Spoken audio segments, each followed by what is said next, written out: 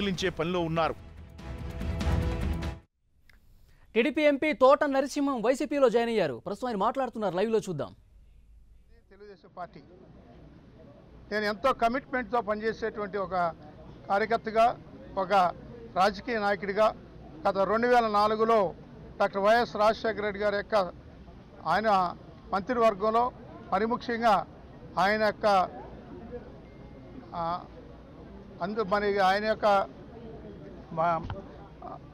శాసనసభలో నేను ఒక సభ్యునిగా పనిచేయడం జరిగింది.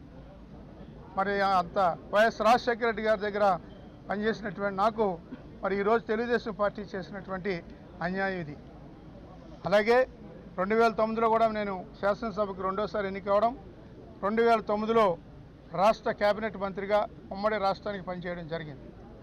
మరి ఈరోజు ఆంధ్రప్రదేశ్కి తీవ్రమైనటువంటి అన్యాయం చేయడం జరిగింది కాంగ్రెస్ పార్టీ. దాని పరంగానే ఈరోజు రాష్ట్రం 2 ముక్కలు అయిపోవడం జరిగింది. ఈ నేపథ్యంలో నేను అప్పట్లో కాంగ్రెస్ పార్టీకి రాజీనామా చేసి తెలుగుదేశం పార్టీలోకి మరి రావడం జరిగింది. అటువంటి నన్ను ఈరోజు తెలుగుదేశం పార్టీ చాలా నిర్లక్ష్యం వహించడం జరిగింది. మరి మేము ముఖ్యమంత్రి గారిని కలిసాం, మరి నా సతీమణి వాణి నా కుమారుడు కలిసి మరి నేను పార్లమెంట్ సభ్యునిగా పనిచేయడం జరుగుతుంది. మరి అటువంటి పార్లమెంట్ సభ్యునిగా ఉన్నటువంటి నాకు శాసనసభకు కానీ మరొక స్థానం కల్పించాలి, శాసనసభ నుంచి పోటీ చేయాలనేటువంటి విధానాన్ని నేను వ్యక్తం చేయడం జరిగింది. అయినా సరే మరి ఎక్కడ కూడా ఏ రకంగానూ కూడా పట్టించుకోకుండా ఒక సీనియర్ నాయకుడిగా, ఒక పార్లమెంట్ సభ్యునిగా ఉన్నటువంటి నన్ను ఈరోజు తెలుగుదేశం పార్టీలో ఉన్నటువంటి మరి ముఖ్యమంత్రి స్థాయి నుంచి జిల్లా స్థాయి వరకు ఉన్నటువంటి నాయకత్వం కూడా ఎక్కడ కూడా పట్టించుకునేటువంటి పరిస్థితి కనపడడం జరిగింది. మరి అక్కడికి 3 సార్లు వెళ్ళి మేము అడగడం జరిగింది సీటు కోసమని. ఎందుకంటే ప్రజల కోసం పనిచేసేటువంటి మాకు మరి ఏదో రకమైనటువంటి అధికారిక పదవి ఉండాలి అనే ఉద్దేశంతో ఆ రకంగా మేము కోరడం జరిగింది. కానీ ఎక్కడ కూడా ఏ రకమైనటువంటి సమాధానం కానీ ఏ రకంగా అనేటువంటి నాకు సహజంగా ఈరోజు అనారోగ్యంగా ఉండడం జరిగింది. మరి అటువంటి పరిస్థితిలో ఉన్నటువంటి నాకు మరి కనీసం ఎంచాలంటే ఒక ఉదాహరణ చెప్పుకోవాలి. ఈరోజు నాకు తెలుగుదేశం పార్టీలో మొన్న పార్లమెంట్ సమావేశాల్లో కూడా మరి చాలా గట్టిగా మరి పోరాటం చేశాం మన ఆంధ్రప్రదేశ్ సంబంధించినటువంటి ప్రత్యేక హోదా గురించి. కానీ ఇన్ని రకాలుగా నాకు చేసినటువంటి నాకు ఏ రకంగానే కూడా ఉపయోగపడినటువంటి పరిస్థితి ఈరోజు తెలుగుదేశం పార్టీలో కనిపించడం జరిగింది. ఈరోజు ఇంత అనారోగ్యంగా మరి మేము తిరుగుతున్నా సరే ఎక్కడ కూడా పట్టించుకోకుండా, ఎక్కడ కూడా ఏ రకంగా కూడా గౌరవం ఇవ్వకుండా వదిలేసినటువంటి పరిస్థితి. ఒక ఉదాహరణ చెప్తా ఉన్నాను. ఒక రాజకీయ నాయకుడికి ఎవరికైనా సరే ఒక అనారోగ్యం పాలవుతే ఒక పార్టీ పరంగా వారు ముందుకొచ్చి కాపాడవలసినటువంటి బాధ్యత కూడా ఉంది. ఈరోజు గతంలో 2004లో వైఎస్ రాజశేఖర రెడ్డి గారి మంత్రివర్గంలో మరి మనందరికీ తెలుసు జక్కమూడి రామ్మోహన్ రావు గారు మంత్రిగా చేసేవారు, R&B మంత్రిగా చేసేవారు జక్కమూడి రామ్మోహన్ రావు గారు. తర్వాత రాజశేఖర రెడ్డి గారి యొక్క మరి ఆయన యొక్క చిత్తశుద్ధి కానీ, రాజశేఖర రెడ్డి గారి యొక్క కమిట్మెంట్ కానీ, ఆయన నమ్ముకున్నటువంటి వారికి ఏ రకంగా చేస్తారని దానికి ఉదాహరణ R&Bగా చేసినటువంటి జక్కమూడి రామ్మోహన్ రావు గారిని ఆయన ఆ పని చేయలేకపోతూ ఉన్నారు, అనారోగ్యం పాలవుతూ ఉన్నాడు అన్న ఉద్దేశంతో ఎక్సైజ్ శాఖ మంత్రిగా ఇవ్వడం జరిగింది. మా జిల్లా నుంచి ఎక్సైజ్ శాఖ మంత్రిగా మరి జక్కమూడి రామ్మోహన్ రావు పనిచేయడం జరిగింది. అది రాజశేఖర రెడ్డి గారి యొక్క గొప్పతనం. అది రాజశేఖర రెడ్డి గారికి ఉన్నటువంటి ఒక కమిట్మెంట్, అది ఆ రకంగా ఆయన అప్పట్లో చేయడం జరిగింది. ఈరోజు అదే విధానంతో నాకు నిరసన చేస్తే పట్టించుకోకుండా ఏ రకమైనటువంటి సమాధానం లేకుండా చాలా ఘోరాతి ఘోరంగా మరి ఇక్కడ ఉన్నటువంటి పాలకులు తెలుగుదేశం పార్టీలో ఉన్నటువంటి నాయకులు ప్రవర్తించడం కూడా జరిగింది. దానికి మాకు బాధ కలిగి వారు ఏదో టికెట్ ఇవ్వచ్చు ఇవ్వకపోవచ్చు, కనీసం ఎక్కడ కూడా గౌరవ మర్యాదలు ఇవ్వకుండా మమ్మల్ని వదలడం జరిగింది. అది బాధ కలిగే మనకు ఎమ్మెల్యే టికెట్ ఇవ్వలేదు, ఎంపీ టికెట్ ఇవ్వలేదు అనేటువంటి విధానం కాదు. అది వారు చూపించినటువంటి ఆ యొక్క చిన్నతనానికి మాకు బాధ కలిగి జిల్లా నాయకులు కానీ రాష్ట్ర నాయకులు కానీ ఏ ఒక్కరు కూడా మమ్మల్ని గౌరవించినటువంటి పరిస్థితి కనపడకే ఈరోజు మా కుటుంబ సభ్యుల యొక్క సమక్షంలో మరి తెలుగుదేశం పార్టీకి రాజీనామా చేసి వైఎస్ కాంగ్రెస్ పార్టీలో చేరాలని నిర్ణయం తీసుకుని ఈరోజు జాయిన్ అవ్వడం జరిగింది. ఏదైనా ఈరోజు జగన్మోహన్ రెడ్డి గారి యొక్క మంచి నాయకత్వంలో ఆయన మరి చూడొచ్చు, మనం 3750 కిలోమీటర్ల పాదయాత్ర చేయడం అంటే మరి అది చిన్న విషయం కాదు. రాష్ట్ర సమస్యలు తెలుసుకోవాలి, ప్రజల సమస్యలు తెలుసుకోవాలి అన్న ఉద్దేశంతో మరి జగన్మోహన్ రెడ్డి గారు మరి నిరంతరం ఆయన చేయడం జరుగుతూ ఉంది.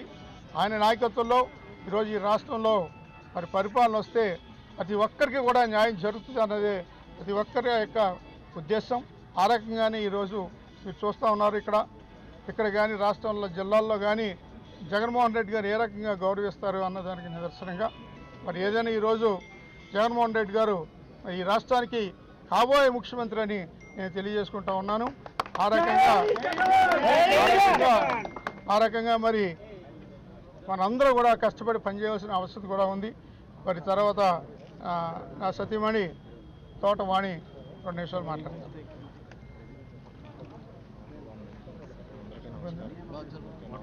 అందరికీ నమస్కారం అండి.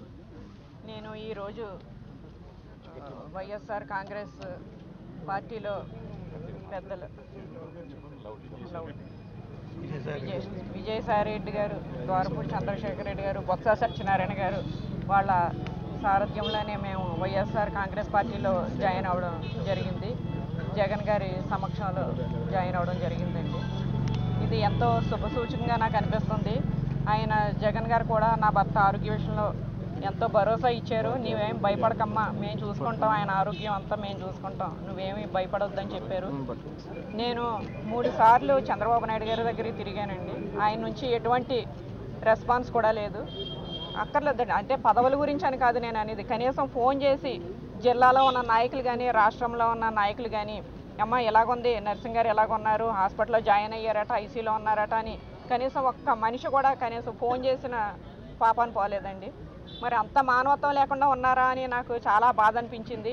మాకు వెనకాల సపోర్ట్గా ఎవరో లేరేనా ఏంటి, సర్వేలు అని అంటున్నారు చంద్రబాబు నాయుడు గారు. సర్వేలు అంటే ఏంటండి? అంటే భూ కబ్జాలు చేసిన వాళ్ళకి, మైనింగ్లు మింగిన వాళ్ళకి, అక్రమంగా దందాలు చేసిన వాళ్ళకి, సెటిల్మెంట్ చేసిన వాళ్ళకి నా సర్వేల్లో సీట్లు అంటే ఇలాగా నర్సింగ్ గారిలో సిన్సియర్గా ఉన్న వాళ్ళకి ఇవ్వరా, వాళ్ళు ఏమీ కేటాయించరా? మాకు పదవుల గురించి కాదండి, కనీసం వాళ్ళ నుంచి ఒక ఇంత భరోసా కూడా మాకు ఇవ్వలేదు వాళ్ళు. కానీ ఎందుకు ఈ రకంగా మేము ఈరోజు పార్టీ మారవలసి వచ్చిందంటే మమ్మల్ని నమ్ముకున్న కార్యకర్తలు ఉన్నారు, మమ్మల్ని అభిమానించే కార్యకర్తలు ఉన్నారు, వాళ్ళంతా ఎక్కడ అన్యాయం అయిపోతారని చెప్పి మేము ఈ రకమైన నిర్ణయం తీసుకోవాల్సి వచ్చింది. ఇది ఎంతో మంచి నిర్ణయం అని మాకు నిజంగా చాలా ఇప్పుడు అనిపిస్తుంది. నాకు ఈ జగన్మోహన్ రెడ్డి గారి సమక్షంలో ఆయన ఇచ్చిన మాటల యొక్క భరోసాను చూస్తుంటే అనిపించింది మేమేమీ తప్పుడు స్టెప్ వేయలేదు, చాలా మంచి నిర్ణయం తీసుకున్నామని నాకు ఎంతో ధైర్యం వచ్చిందండి ఇప్పుడు ఇక్కడికి వచ్చిన తర్వాత. బొత్స సత్యనారాయణ గారు నిజంగా ఆయన నాకు తండ్రి తర్వాత తండ్రిలాగా ఆయన మా వెనకాల ఉండి ఆయన నడిపించారు. అమ్మ మేమున్నాం, ఆయన సైకలాజికల్గా ఫీల్ అవుతున్నారు నర్సింగ్ గారు, ఎవరో లేరు అని ఆయనలో ఎక్కువ ఆ ఫీలింగ్ ఎక్కువ ఉంది. ఏం భయపడవద్దు, ఇక్కడికి రండి, మేమందరం ఉన్నాం, మేము చూసుకుంటాం, మీకు ఏ భయం వద్దు, మీ భర్తని జాగ్రత్తగా చూసుకునే బాధ్యత మాది ఆయన ఎంతో నమ్మకం మాకు కలిగించారు. కనీసం ఇన్నాళ్ళు 5 ఏళ్ళు ఆయన కష్టపడి ఆరోగ్యాన్ని కూడా లెక్క చేయకుండా పార్లమెంట్లో అంత కష్టపడినా ఒక్క ఎంపీ కానీ, ఎమ్మెల్యేలు కానీ, మంత్రులు కానీ, పెద్దలు కానీ ఎవరు కూడా ఫోన్ కాల్ లేదండి. ఏంటి ఎలాగుందమ్మా, నర్సింగ్ గారికి ఎలాగుందా అని ఫోన్ కాల్ లేదు.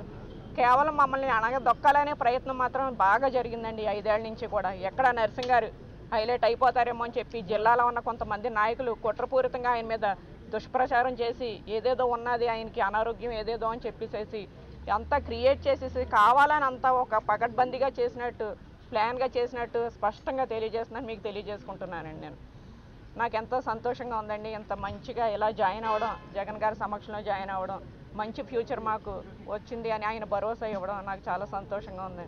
థ్యాంక్ యూ అండి, థ్యాంక్ యూ. మీకు పెద్దలందరికీ థ్యాంక్స్ చెప్పుకుంటున్నాను.